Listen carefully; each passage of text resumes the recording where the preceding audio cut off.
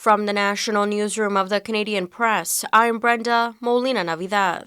Pro-Palestinian activists say they have no intention of dismantling their camp at Montreal's McGill University, despite the institution threatening to take action against the demonstration. A joint statement by the co-organizers says students will continue the encampment until, quote, McGill and Concordia divest from all companies profiting from genocide and cease their complicity in Israeli apartheid. Canadian press reporter Morgan Lowry says the protest at McGill appears to be inspiring similar movements across the country. The University of British Columbia's Vancouver campus, organizers there have said that a protest will be happening at the University of British Columbia's Vancouver campus. Organizers there have been asking people to bring tents and supplies. The University of Ottawa has also been warning its students that the use of university space is a privilege and not a right. The encampment in Montreal follows a wave of similar protests across the campuses in the U.S. linked to the Israel-Hamas war.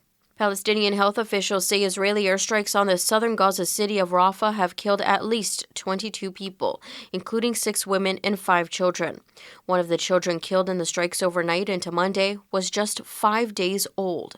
Israel has regularly carried out airstrikes on Rafah since the start of the war and has threatened to send in ground troops, saying Rafah is the last major Hamas stronghold in the territory. Prime Minister Justin Trudeau says his Liberal government will do everything it can to make sure most jobs linked to electric vehicle projects in Canada stay locally. Trudeau spoke to a crowd of 500 construction union leaders from all provinces today at the Canada's Building Trade Union's annual conference. Yes, it's part and parcel of it that we expect that the construction, the installation, the maintenance be done by Canadians as much as is humanly possible. CBTU recently asked Trudeau to intervene in a construction project, saying Canadian workers were being sidelined in favor of foreign employees at the Nexstar EV battery plant in Windsor, Ontario. Both Trudeau and Nexstar deny that's happening. Saskatchewan Premier Scott Moe says the Canada Revenue Agency plans to audit the province for not paying carbon levies on home heating. Moe says the agency indicated it will look at Saskatchewan's books to see how much the province owes in levies that weren't paid to Ottawa. They will ask if they can look at, the submissions that we've made. And they've also asked, as they would any other taxpayer, for us to submit submit money that they estimate that may be owed. As we've said, we don't believe there's any dollars that are owed. Prime Minister Justin Trudeau has said the CRA is very good at getting money that it's owed. Britney Spears and her father have settled the remaining issues in the court conservatorship that controlled her life and affairs for nearly 14 years. This is the Canadian Press. In sports, Auston Matthews missed practice with the Toronto Maple Leafs facing elimination tomorrow in Boston. The Star center was pulled from Game 4 because of an illness, but was expected to travel with the team.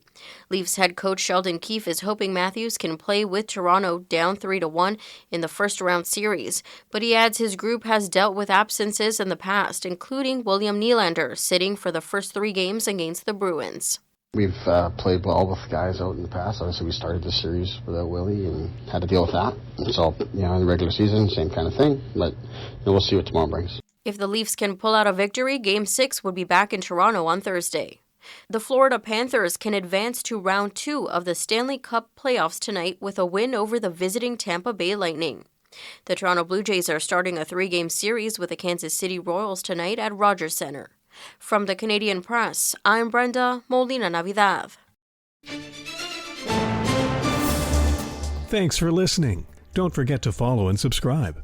For more of today's top stories, visit thecanadianpressnews.ca.